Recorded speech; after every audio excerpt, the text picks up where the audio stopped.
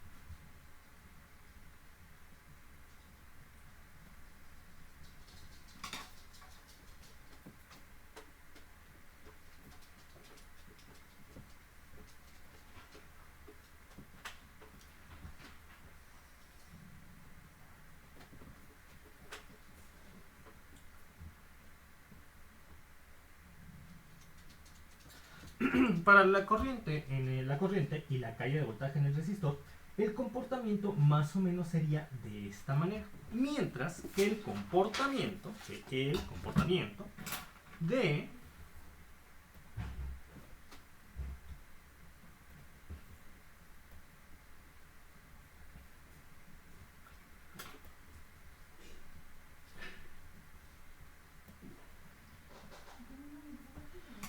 la caída de voltaje en la bobina más o menos sería así, y la caída de voltaje en el capacitor sería de esta forma. Bien. Ahora vamos con el tercer caso, sistema sobreamortiguado. El sistema, tercer caso, sistema sobreamortiguado.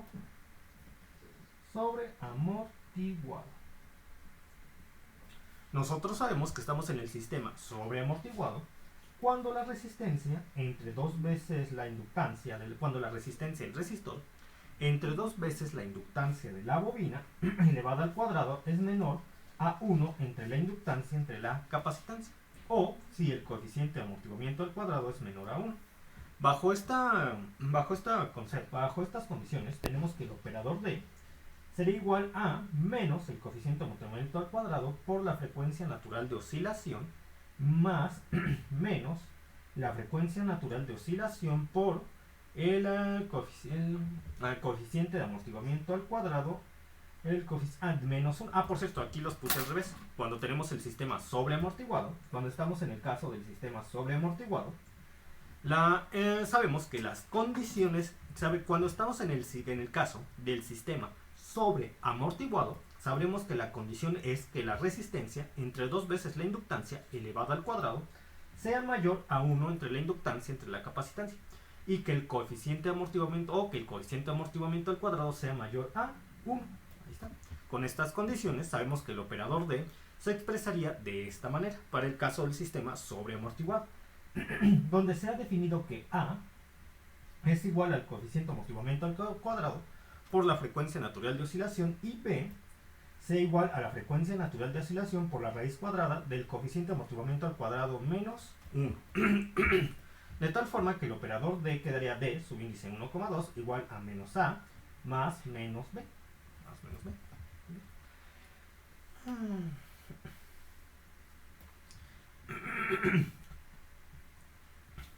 De tal manera que el operador D, que nos ayuda a definir en este caso a la función de peso ponderada, dentro de la expresión que nos ayuda a definir esta función que estoy mencionando, se vería de la siguiente forma. La función de peso ponderada sería igual al coeficiente constante K subíndice 1 por E a la D1 de T más K subíndice 2 por E a la D2 de T. Y nosotros sabemos que esta es la forma que corresponde a h de t, porque esta expresión ustedes ya la han visto en ecuaciones diferenciales. Una vez que obtenemos el operador d, ya lo podemos sustituir como exponente del número natural para poder definir la forma de la solución. En este caso no es directamente la forma de la solución, dado que la ecuación diferencial original final está igualado a un valor diferente a c. En este caso la función de peso o ponderada. Entonces h de t sería igual a el coeficiente constante k subíndice 1 por e a la menos a más b. De subíndice 1 es cuando consideramos el positivo. Por el tiempo más k subíndice 2 por e a la menos a menos b por t. Ahí está. Y ahora voy a proceder a llevar a cabo el mismo procedimiento que voy a llevar a cabo el procedimiento que he aplicado las dos veces anteriores. Voy a poner igualar t, el tiempo t, a 0, y voy a definir la función de peso ponderada que depende del tiempo t igual a 0. De tal manera que tendría lo siguiente. E a la 0 es 1. 1 por k subíndice 1 es k subíndice 1. E a la 0 es 1. 1 por k subíndice 2 es k subíndice 2.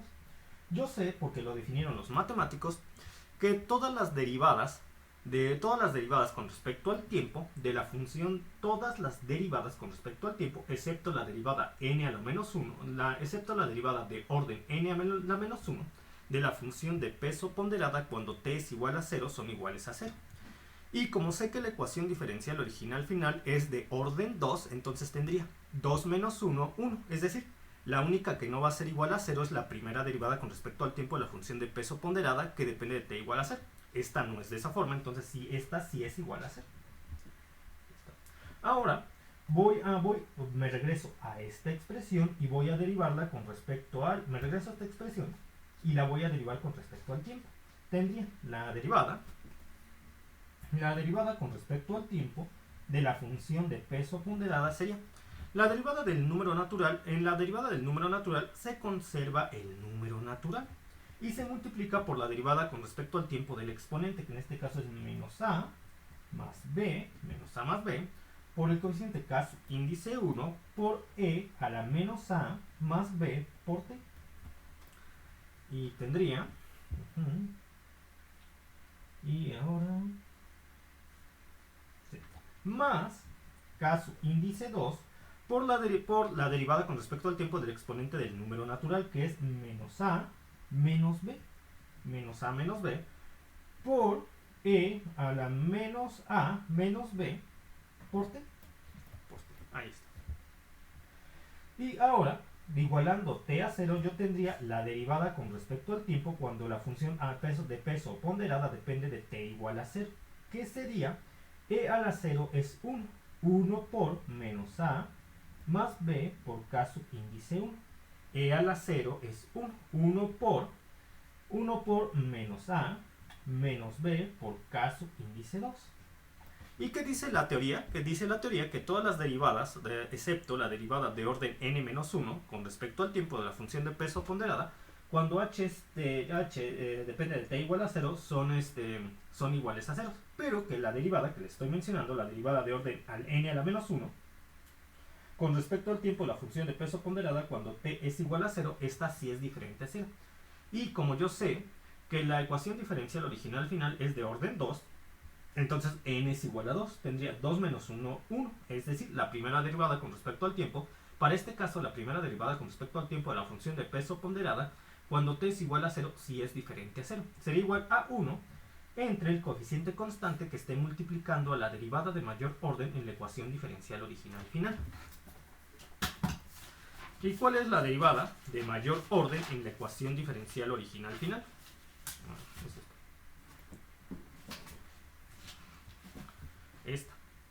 Este es el coeficiente constante que está multiplicando la derivada de mayor orden en la ecuación diferencial original final. Sería entonces 1 entre la inductancia. 1 entre la inductancia. Y como yo a su vez sé que k subíndice 1 más k subíndice 2 es igual a 0, porque ya lo definimos, sé que k subíndice 2 es igual a menos k subíndice 1. Entonces puedo sustituir esta expresión aquí y tendría menos a, y ya no tengo suficiente espacio aquí, continúo en la otra hoja.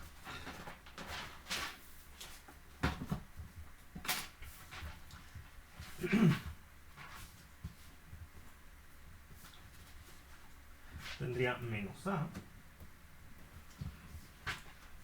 A más B por K subíndice 1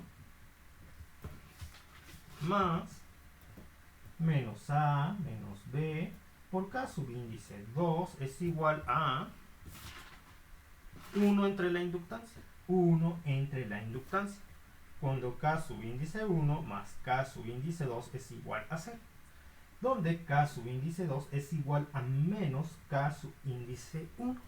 Entonces sustituyo esta expresión. Aquí tendría menos A más B por K subíndice 1 más menos A menos B por menos K subíndice 1 igual a 1 entre la inductancia.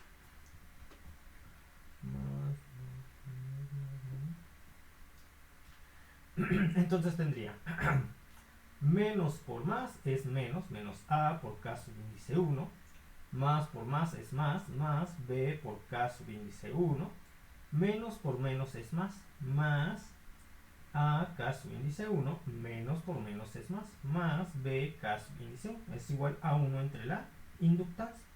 Este con este se va y tendría 2B por K subíndice 1 es igual a 1 entre la inductancia. Entonces K subíndice 1 sería igual a ¿quién? A 1 entre 2B por L. Ahí está.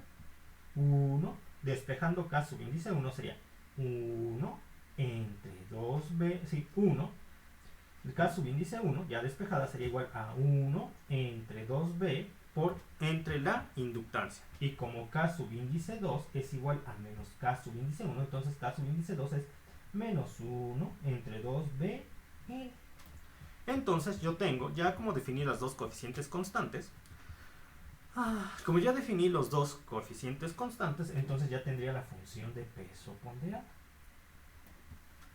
Entonces, ¿dónde? Que la función de peso ponderada que es igual a K subíndice 1 por E a la menos A más B por T más K subíndice 2 que es A por E a la menos B por T. Ahí está. Entonces la función de peso o ponderada es igual a 1 entre 2B entre la inductancia por E a la menos A más B por T más K subíndice 2 que es menos 1 entre 2B entre la inductancia por E a la menos A a la menos B por T. Ahí está. ¿Y qué pasaría si mi fuente de voltaje se comporta de acuerdo a una función impulso unitario? Recuerden que cuando la fuente de voltaje se comporta de acuerdo a una función impulso unitario, cuando para este caso, cuando la fuente de voltaje se comporta de acuerdo a una función escalón unitario, esta derivada va a hacer que la fuente impulsora o excitación que nosotros consideramos en la integral de convolución sea la derivada con respecto al tiempo de la función escalón unitario, que es la función impulso unitario. Y nosotros ya hemos visto a lo largo de estos ejercicios que cuando en la integral de convolución para la parte de la fuerza impulsora o excitación tenemos una función impulso unitario, entonces h de t, la integral de convolución es directamente igual a la función de peso ponderado. Por lo que yo puedo entonces llegar a la conclusión que I de t es igual a ¿quién? El valor constante de la fuente por h de t, que es 1 entre 2bl por e a la menos a más b por t menos 1 entre 2bl por e a la menos a menos b por t. ¿Listo? Y puedo factorizar, sí puedo factorizar el 1 entre 2bl, porque el término 1 entre 2bl está multiplicando a ambos exponenciales. Entonces tendría I de t es igual a e, el valor constante e de la fuente, por entre 2bl por e a la menos a más b por t menos e a la menos a más b por t. Digo menos b, aquí también es menos b.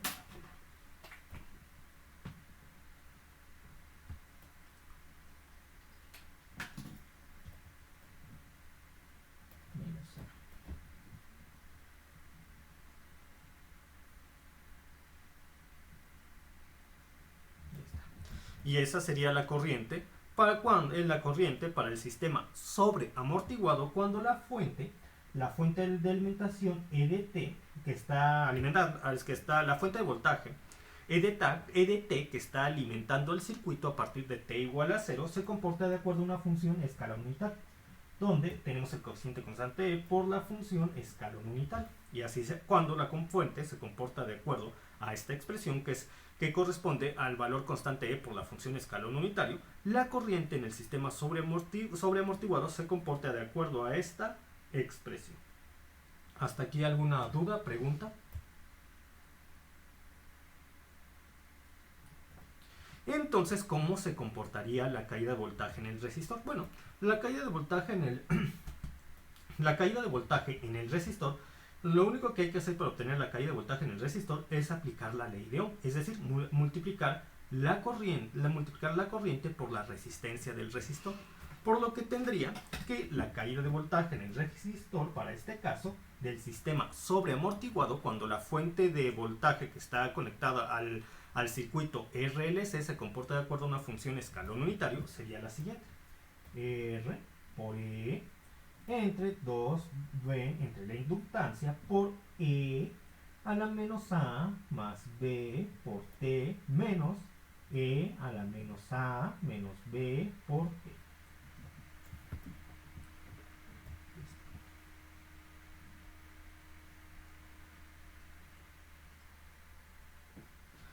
Y ahora yo puedo obtener la caída de voltaje en la bobina. Como este es un circuito RLC, es más fácil obtener la caída de voltaje en la bobina por la expresión que ya nos conocemos. Aquí es su índice R, y aquí es su índice L. Es la caída de voltaje en la bobina es igual a la inductancia de la bobina por la derivada con respecto al tiempo de la corriente. Por la derivada con respecto al tiempo de la corriente, lo cual me da la caída de voltaje en la bobina es igual a L por la derivada con respecto al tiempo de E entre 2BL por E a la menos A más B por T menos E a la menos A menos B por T.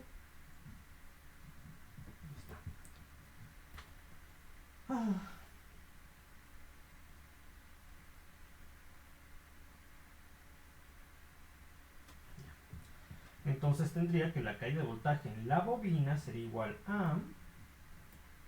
Esto es un factor constante, E entre 2B entre L, por lo que puede salir de la derivada. Por lo que yo tendría inductancia, entre inductancia es 1, me daría E entre 2B.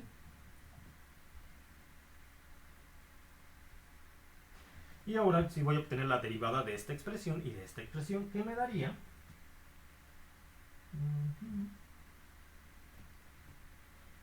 menos A más B por E a la menos A más B por T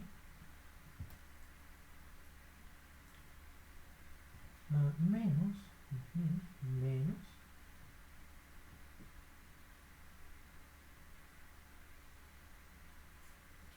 a la menos A menos B por E a la menos A menos B por T.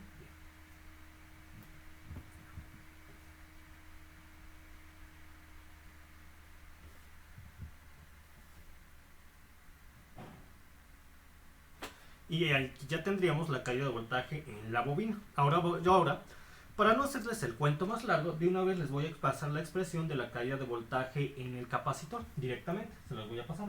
La caída de voltaje en el capacitor para este caso es E entre 2BLC por 1 entre menos A más B por E a la menos A más B por T menos 1, y aquí ya no tengo suficiente espacio, continúo abajo, menos 1 entre menos A menos B por 1 menos E a la menos A menos B por T.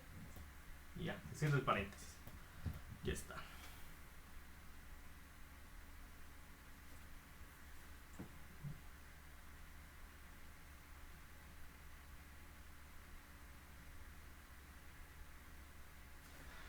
Y sería todo. Ahora voy a pasar con un ejercicio de aplicación. ¿Y cómo se comportan, cómo se comportan la corriente, la caída de voltaje en el resistor, la caída de voltaje en la bobina y la caída de voltaje en el capacitor para este caso? Se comportan de una forma muy similar al caso del sistema críticamente amortiguado, que es el siguiente. Es muy parecido. De hecho, el comportamiento del sistema críticamente amortiguado y sobreamortiguado es básicamente casi el mismo. Solamente que en el sobreamortiguado, por como dice su nombre, se amortigua un poquito más.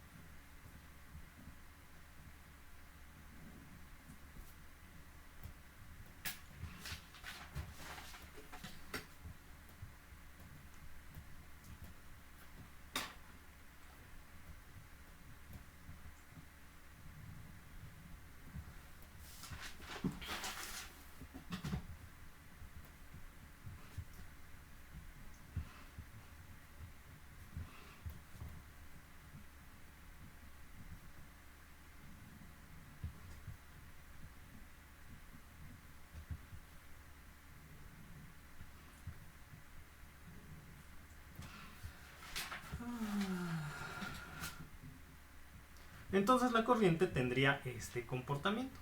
Mientras que la caída de voltaje en el resistor es el mismo comportamiento, solo que multiplicado por R, respetando la ley de Ohm. Y la caída de voltaje en la bobina y el capacitor tendría aproximadamente este comportamiento. Muy bien.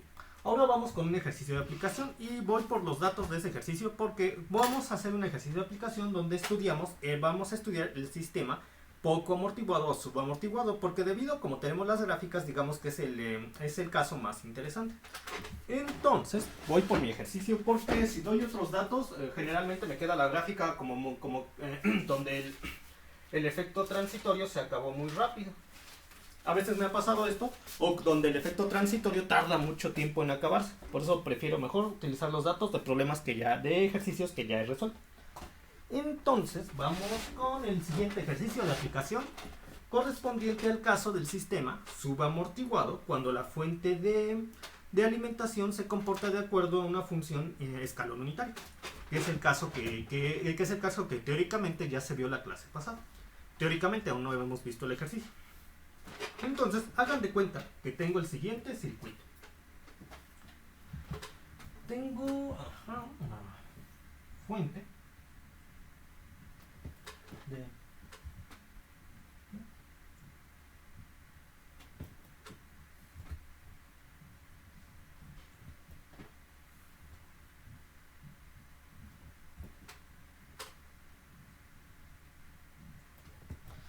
Entonces yo tengo que a partir del tiempo t igual a 0 una fuente de voltaje de valor de 36 volts, aquí está, 36 volts, una fuente de voltaje de valor constante. A partir del tiempo t igual a 0 se conecta a este circuito RLC, donde el capacitor tiene un valor de 0.4 microfaradios, 0.4 microfaradios.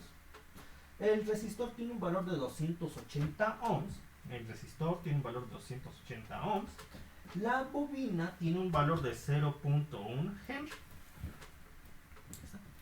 Entonces, lo repito, se tiene este circuito en el que antes de que la fuente de voltaje se conecte a este arreglo en serie del resistor bobino y capacitor, es decir, un circuito RLC, ni la bobina ni el capacitor están inicialmente energizados, por lo cual no existirá un voltaje inicial en el capacitor y no existirá una corriente inicial en la bobina. A partir del tiempo t igual a 0, se conecta a este circuito una fuente de voltaje de valor constante. Es decir, el comportamiento de la fuente de voltaje correspondería a una función escalón unitario, donde está aportando un valor de 1 por 36, donde 36 sería el coeficiente constante E, a partir del tiempo t igual a 0 estaría aportando ese valor de forma constante. Es por eso que la fuente se comporta de acuerdo a una función escalón unitario por 36. Lo primero que tengo que comprobar es qué tipo de caso tengo. Si tengo el sistema subamortiguado, críticamente amortiguado o sobreamortiguado. Como les estaba comentando, con estos datos que estoy colocando para el resistor, el capacitor y la bobina, sé que tengo el sistema subamortiguado porque son los más interesantes de resolver, pero vamos a comprobarlo. Para comprobar que este circuito corresponde al caso subamortiguado, yo tengo que calcular la resistencia entre 2 veces la inductancia de la bobina al cuadrado. Voy a calcularlo con la calculadora, valga la redundancia, y tendría 280 entre 2 entre 0.1. Lo elevo al cuadrado. Me da 1.96 por 10 a la 6. 1.96 por 10 a la 6. 1.96 por 10 a la 6. Sus unidades de medida de esta cantidad son los radianes entre segundo al cuadrado. Pero ya saben que cuando estamos en el procedimiento no solemos colocar las unidades de medida. Las colocamos una vez que finalizamos el ejercicio o si de plano no nos estorban, pero aquí no es tan necesario colocarlas. Entonces, ya calculé. Ahora, lo que voy a calcular es cuánto me da 1 entre la inductancia de la bobina entre la capacitancia. Yo tendría, entonces, 1 entre 0.1. Y luego lo divido entre 0.4 exponencial a la menos 6, porque tengo 4 microfarads y micros por 10 a la menos 6. Eso me da mucho más grande, me da 25 por 10 a la 6. 25 por 10 a la 6. Entonces se confirma que R entre 2 veces la inductancia de la bobina elevado al cuadrado es menor a 1 entre la inductancia de la bobina entre la capacitancia. Con esto comprobamos que en efecto nos encontramos en el caso del sistema subamortiguado.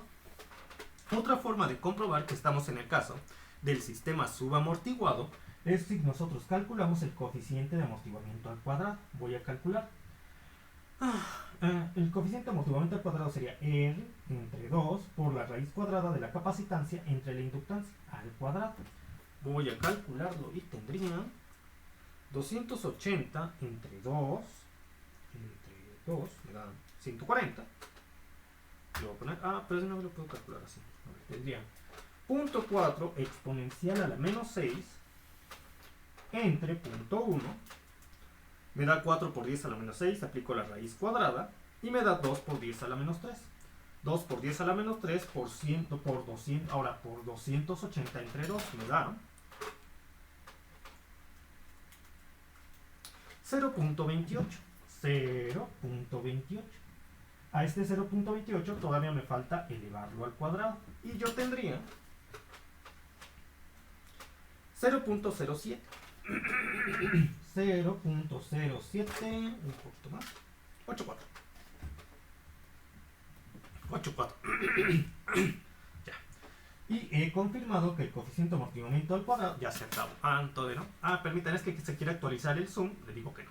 Entonces ya he podido confirmar que el coeficiente de amortiguamiento al cuadrado es menor a 1. Con lo que volvemos a asegurarnos de que estamos en el caso del sistema subamortiguado. Yo quiero calcular la caída de voltaje. Hagan de cuenta que yo quiero calcular la caída de voltaje en el capacitor. Yo ya sé que para el sistema subamortiguado, cuando la fuente de alimentación se comporta de acuerdo a una función escalón unitario, la definición que me permite establecer la caída de voltaje en el capacitor es la siguiente. Ya la vimos en la teoría. Bajo estas condiciones que he mencionado, tendríamos que la caída de voltaje en el capacitor es igual al valor constante de la fuente. En este caso, E es igual a 36 menos E por la frecuencia natural la frecuencia natural de oscilación. Aquí es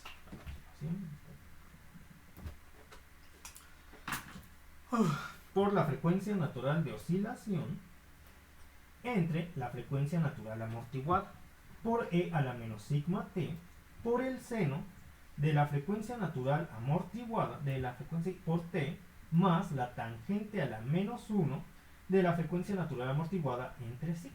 Ahí está. Dejen checo si falta algún detalle. No. No, todo está. Y vamos entonces a proceder de la misma forma que lo hicimos para los ejercicios anteriores. Vamos a calcular a sigma, vamos a calcular la frecuencia natural amortiguada y todo eso que nos hace falta para terminar el problema. Sigma minúscula sería igual a ¿qué? Al coeficiente de amortiguamiento por la frecuencia natural de oscilación. El coeficiente de amortiguamiento lo acabo de obtener, es 0.28. 0.28. Por la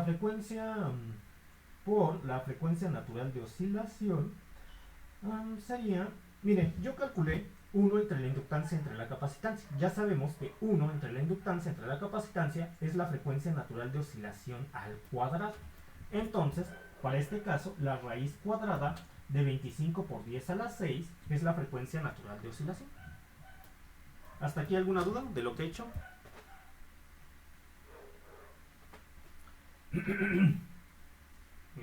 Entonces voy a calcular a sigma minúscula. Tendría la raíz cuadrada de...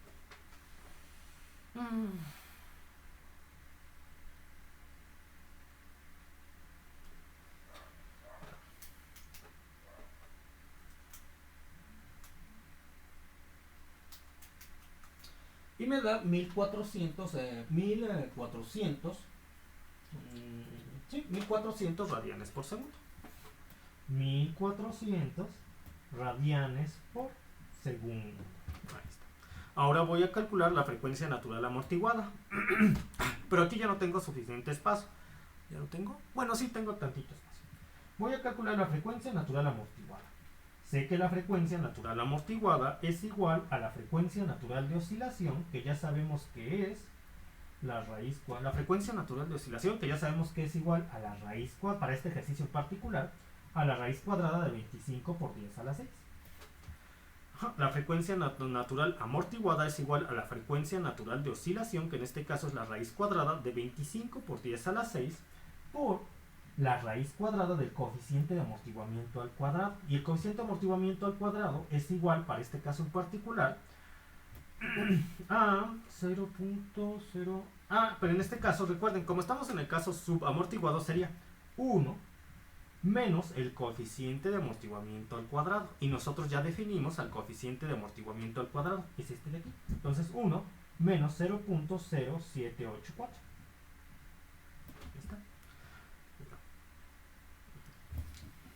Entonces voy a calcular y me daría, me daría 5000. Sabemos que la raíz cuadrada de 25 por 10 a la 6 es 5000. 5000 es el valor de la frecuencia natural de oscilación.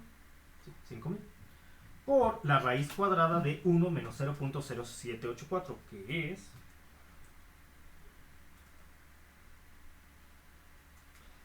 0.96.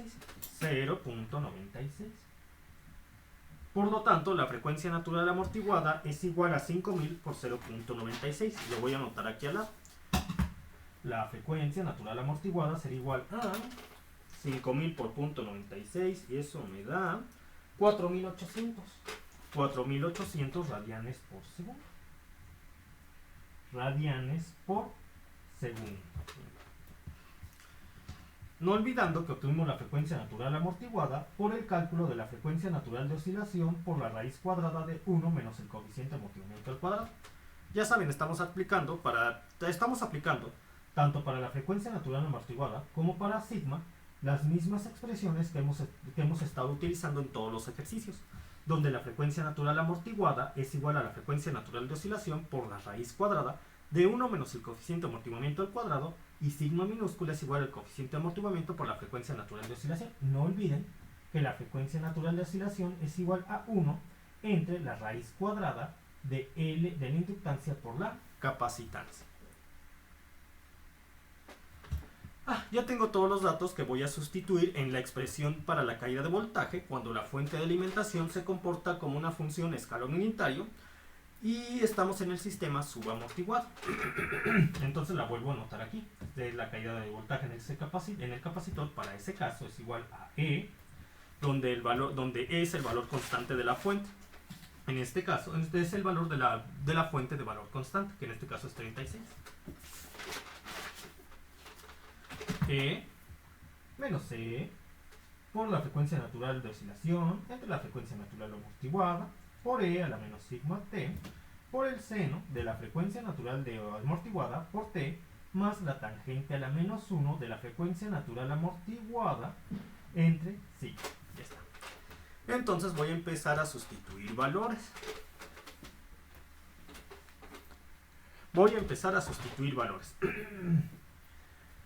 La caída de voltaje en el capacitor será igual a E. ¿Quién es E? En este caso, sabemos que E es igual a 36. 36 menos 36 que va a multiplicar a la frecuencia natural de oscilación. Y ya sabemos que la frecuencia natural de oscilación, ¿qué valor tiene? Lo acabamos de calcular. 5000. ¿Sí, 5000? Sí, 5000. 5000 entre la frecuencia natural amortiguada, que es igual a 4800. 4800 por E a la menos sigma. ¿Quién es sigma? Lo acabamos de calcular. Sigma es 1400. E a la menos 1400 por T por el seno de la frecuencia natural amortiguada. ¿Quién es la frecuencia natural amortiguada? Es 4800 por T más la tangente a la menos 1 de ¿quién? La tangente, aquí ya no tuve suficiente espacio, continúa abajo. La tangente a la menos 1 de la frecuencia natural amortiguada, que es 4800, entre sigma, que es 1400. Ahora ya puedo simplificar. Tendría, para simplificar, que voy a simplificar con los datos que ya tengo. Entonces aquí tengo 36 y voy a multiplicar 5. Bueno, voy a dividir 5000 entre 4800 y luego lo voy a multiplicar por 36. Eso me va a dar como 39 por ahí. 5000 entre 4800 por 36 me da 37.5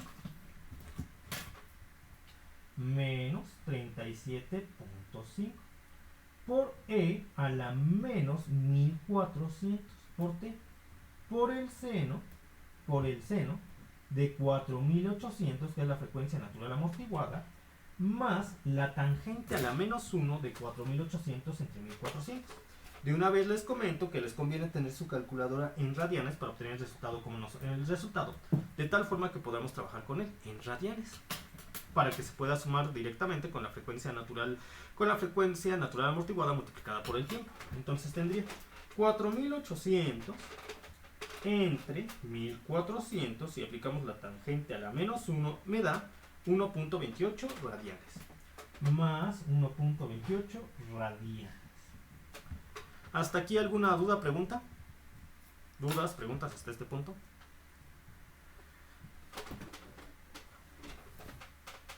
Entonces ya solamente quedan 10 segundos. Voy a desconectarme en estos momentos y continúo, me reconecto en 5 minutos.